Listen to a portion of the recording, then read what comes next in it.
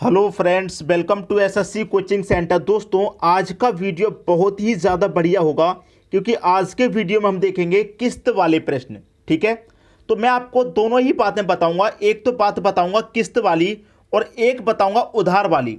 ठीक है, दोनों ही बातें सिखाऊंगा, तो वीडियो को पूरा देखिएगा। सबसे पहले देखेंगे हम किस्त वाले प्रश्न। चक्रवृद्धि ब्याज पर कोई धन लिया गया है, उसकी किस्त कैसे दी जाती है वो सीखना है। तो पूरा वीडियो देखिएगा, सब कुछ समझ में आएगा। तो चलिए स्टार्ट करते हैं। पहला प्रश्न है, एक बिल्डर द्वारा ली गई राशि का 4% वार्षिक चक्रवृद्धि ब्याज की दर से 2 वर्षों के अंत तक 2520 रुपए की राशि 2 बराबर किस्तों में चुकाता है, तो प्रत्येक किस्त कितनी है। आपको इन प्रश्नों के लिए जो सबसे ज्यादा जरूरत है वो है आपको रेट की। रेट कितना दे रखा है? 4%। बस रेट की जरूरत है सबसे ज्यादा। रेट 4% का है और रेट की 4% की फ्रैक्शन वैल्यू क्या होती है? 4 लिखेंगे। परसेंट का मतलब बटे में 100 होता है, तो 4 एकम 4 कटेगा, 4 से कटेगा 100 25 बार में, तो इसकी फ्रैक्शन वैल्यू होती है 1/25। ठीक है, 1/25 इसकी फ्रैक्शन वैल्यू होती है। अब देखिए करना क्या है, 25 को और 1 को हम जोड़ेंगे, कितना हो जाएगा? 26 हो जाएगा। ठीक है, अब 26 के ऐसे फैक्टर कीजिए, 26 के फैक्टर कीजिए। 26 के फैक्टर क्या होते हैं? 13 गुने 2। जो संख्या ऑप्शन में 13 से भी कट जाए, 2 से भी कट जाए, तो 26 से भी कट जाएगी। अगर आपको 26 का पहाड़ा आता है तो फैक्टर मत कीजिए, फिर 26 से कटा करके देख लीजिए। फैक्टर मैंने इसलिए किया क्योंकि 26 का पहाड़ा बहुत बच्चों को नहीं आता होगा, तो वो 13 से कटा के देख लेंगे, 2 से कटा के देख लेंगे। क्लियर है ना इतना?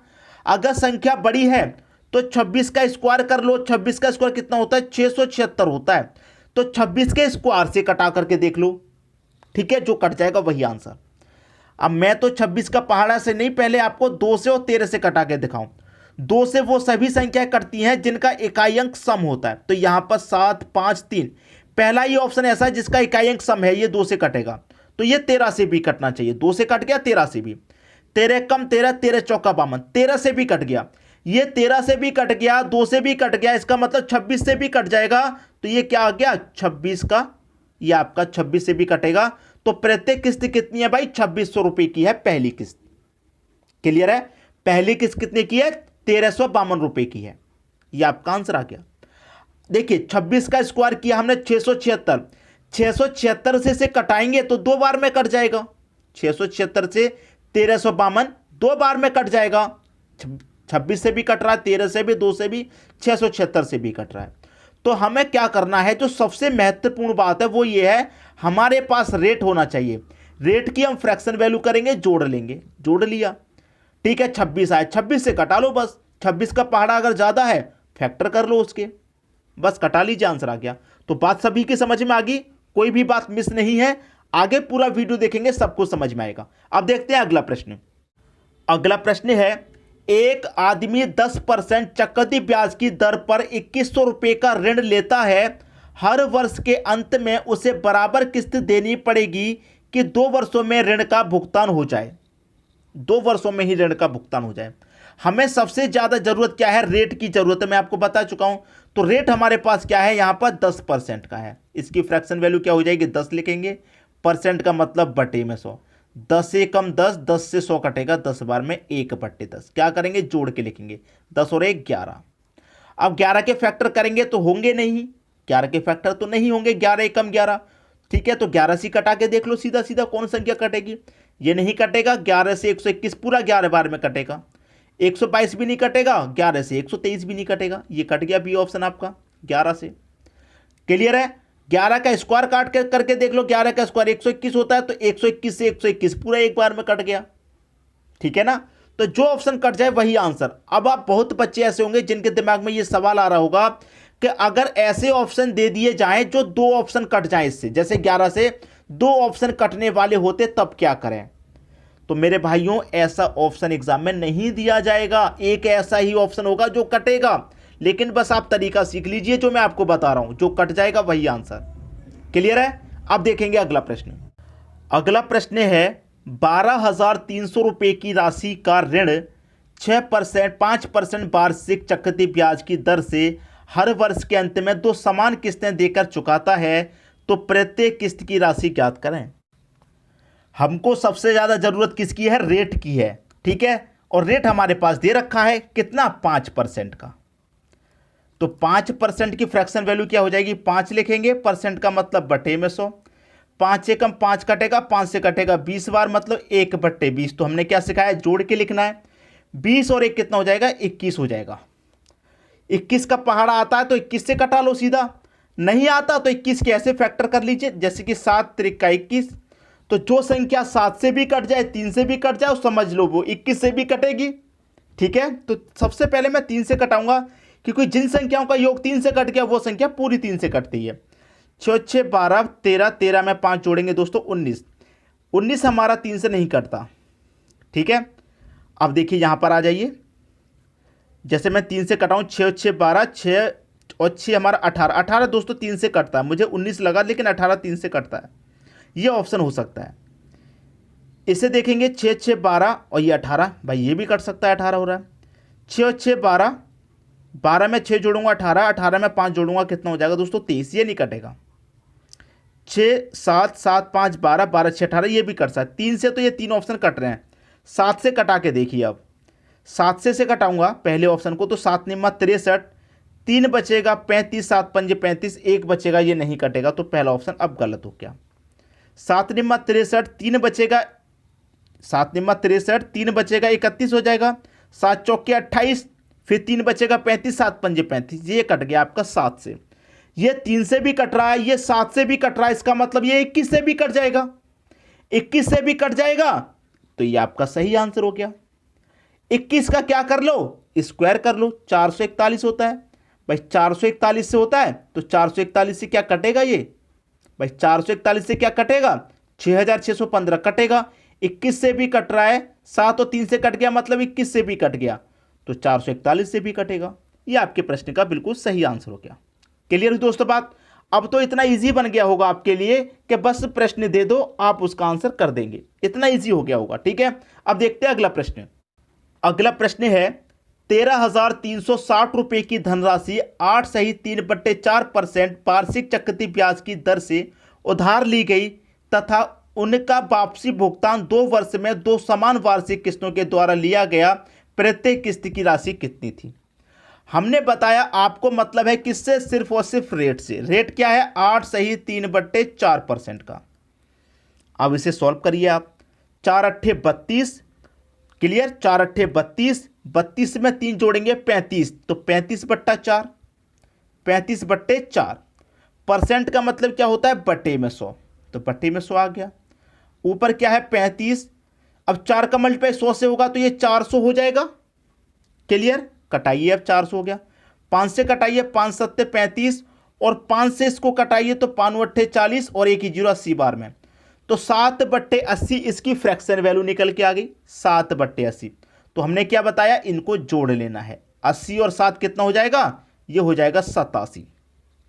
अब 87 के फैक्टर कर लीजिए, नहीं तो 87 का स्क्वायर अगर मुझे तो याद है, आपको याद नहीं होगा तो प्रॉब्लम हो सकती है। 87 का स्क्वायर होता है 7569, ठीक है। 87 का स्क्वायर होता है 7569, तो 7569 से कौन सी संख्या कटेगी?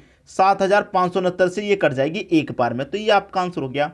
मैंने क्या सिखाया? या तो इससे कटा लो, या फिर इसके फैक्टर करके कटा लो, या इसका स्क्वायर करके कटा लो, बात एक ही है। तो ये पूरा एक बार में इसको काटा तो बी ऑप्शन क्या हो जाएगा? आपके प्रश्न का सही आंसर। तो यहां तक अभी तक हमने देखा किस्त वाला। अब मैं आपको सिखाऊंगा उधार वाला प्रश्न, ठीक है। उसको भी देखते हैं और सीखते हैं कैसे किया जाता है। अब देखेंगे अगला प्रश्न। अगला प्रश्न है, अब देखेंगे दोस्तों उधार लिए गए धन के प्रश्न। कितना धन उधार लिया गया, यह कैसे पता करना है, वो चीज सिखाएंगे आज की वीडियो में, ठीक है। मैं पहले ही बता चुका हूं किस्त वाला, अब बताऊंगा उधार लिया गया धन। तो तरीका वही है, हमारे पास होना चाहिए रेट। रेट हमको दे रखा है 5% का। 5% की फ्रैक्शन वैल्यू 5% का मतलब बटे में 100। 5 एकम 5, 5 से 100 कटेगा 20 बार में, 1/20 हमारी फ्रैक्शन वैल्यू। तो देखिए, एक तो लिखेंगे मूलधन जो उधार लिया गया है, और इसके साथ साथ मैं आपको किस्त वाला भी क्लियर करता हुआ चलूंगा, क्योंकि किस्त क्लियर होगी, किस्त का मान हमको दे रखा है, ये क्लियर होगा तभी तो मूलधन क्लियर होगा, ठीक है। तो नीचे वाली वैल्यू हमारी मूलधन होती है, अच्छे से पढ़ा है, तो मूलधन हमारा 20 हो गया। 20 का मल्टीप्लाई कर देंगे, 20 में 1 जोड़ दूंगा 21 हो जाएगा। 20 रुपये पर 1 रुपये किस्त, इस तरीके से होता है। ठीक है, तो 20 में 1 जोड़ दिया 21। अब यहां पर मैं क्या करूंगा, हमारा किस्त कितना, 20 में 1 जोड़ दिया तो 21 रुपये किस्त, तो ये हो गया हमारा 21 गुने 21। क्लियर है। अब देखिए यहां पर मैं इसका स्क्वायर लिखूंगा तो 20 का स्क्वायर 400 और 20 का मल्टीप्लाई 21 से करूंगा तो ये कितना हो जाएगा, 20 का मल्टीप्लाई 21 से करने पे 21 दूनी 42 जोड़ देंगे और 1 0 420। यहां पर मैं 21 का स्क्वायर करूंगा 441 होता है, फिर यहां पर करूंगा 21 का और 21 का मल्टीप्लाई ये भी 441 होता है, तो इसे हम जोड़ देंगे। 400 420 कितना हो गया, ये हो गया हमारा 820। 441 441 ये हो गया हमारा 882। अब देखिए हमारा जो किस्त का मान है वो कितना है, 882 है और 882 ही निकल के आया। ये कितने पर निकल के आया, 820 पर। इसका मतलब मूलधन हमारा कितना रहा होगा, जो उधार ली गई राशि है वो कितनी रही होगी, 820। लेकिन 1 वर्ष का ही तो किस्त है ये, तो 1 वर्ष का ही धन है। बात कही है उसने कितने की, 2 वर्ष की। जब 1 वर्ष में 820 तो 2 वर्ष में कितना हो जाएगा, 2 गुना हमारा 1640 हो जाएगा कि नहीं भाई। 1640 हमारा धन है, 1640 हमारा उधार लिया गया धन है। 1640 हमने धन उधार लिया गया था, तब उसकी 1 साल की किस्त हमारी 882 रुपये थी। 1640 सही आंसर होगा, 1640। ठीक है, क्लियर हुई दोस्तों बात, सभी को प्रश्न समझ में आ गया। इसी टाइप का एक और प्रश्न देख लेते हैं तो कोई समस्या आपको नहीं बनेगी। ठीक है, अब देखते हैं अगला प्रश्न। अगला प्रश्न है, कोई धन उधार लेकर 121 रुपये वार्षिक 2 किस्तों में चुकाया गया। यदि चक्रवृद्धि ब्याज की दर 10% वार्षिक हो तो कितना धन उधार लिया गया। कितना धन लिया गया था नहीं पता, हमारे पास होना चाहिए सिर्फ और सिर्फ रेट। रेट 10% का है तो 10 लिखेंगे, परसेंट का मतलब बटे में 100, 10 एकम 10, 10 10 से 100, 1/10। तो हमें मूलधन बताना है और एक हमें किस्त भी साथ के साथ क्लियर करूंगा। ठीक है, मूलधन हमारा कितना होगा 10 और 10 में 1 जोड़ देंगे तो 11। किस्त हमारी कितनी है, 10 में 1 जोड़ देंगे तो 11 और 11 से गुना करेंगे। अब इसका स्क्वायर करूंगा मैं 100 हो जाएगा और 10 का मल्टीप्लाई 11 से करूंगा और इसको जोड़ दूंगा पिछले क्वेश्चन की तरह, 11 धाम में 110। इसका स्क्वायर करूंगा 121 और इन दोनों का मल्टीप्लाई करके जोड़ दूंगा तो ये भी 121 हो जाएगा। तो 100 और 110 ये कितना हो जाएगा, 210 और ये कितना हो गया 121। 121 कितना हो गया, ये हो गया हमारा 121 121 242। तो 210 हमारा कितने के बराबर है भैया, 242 के बराबर है। क्लियर है, 242 के। तो मूलधन हमारा कितना है 210 रुपये और ऑप्शन में देखेंगे पहले ही ऑप्शन में दे रखा है 210। ठीक है, पहले ही ऑप्शन में। अब आप कहेंगे सर पिछले क्वेश्चन में आपने इस राशि का 2 गुना किया था, यहां पर 2 गुना करने की जरूरत है ही नहीं है, 2 गुना करने की जरूरत बनी नहीं रही है क्योंकि यहां पर 1 महीने का ही दे रखा, सीधा सीधा 210 रुपये हमारा धन उधार लिया गया था। ठीक है, 210। अगर 210 ऑप्शन में नहीं होता तो फिर हम इसका गुना करते, 420 होता और 420 भी ऑप्शन में नहीं होता तब भी गुना करते, 880 होता। क्लियर, इस तरीके से। तो मैंने पहले ही बोला था अगला प्रश्न और देख लेंगे तो सारे डाउट्स क्लियर हो जाएंगे। अब किसी को भी कोई समस्या इस प्रश्न में नहीं होगी। वीडियो सभी को बहुत पसंद आया होगा, दोस्तों में शेयर कर दीजिए, शेयर नहीं रुकना चाहिए दोस्तों। ठीक है, वीडियो देखने के लिए आपका बहुत बहुत धन्यवाद।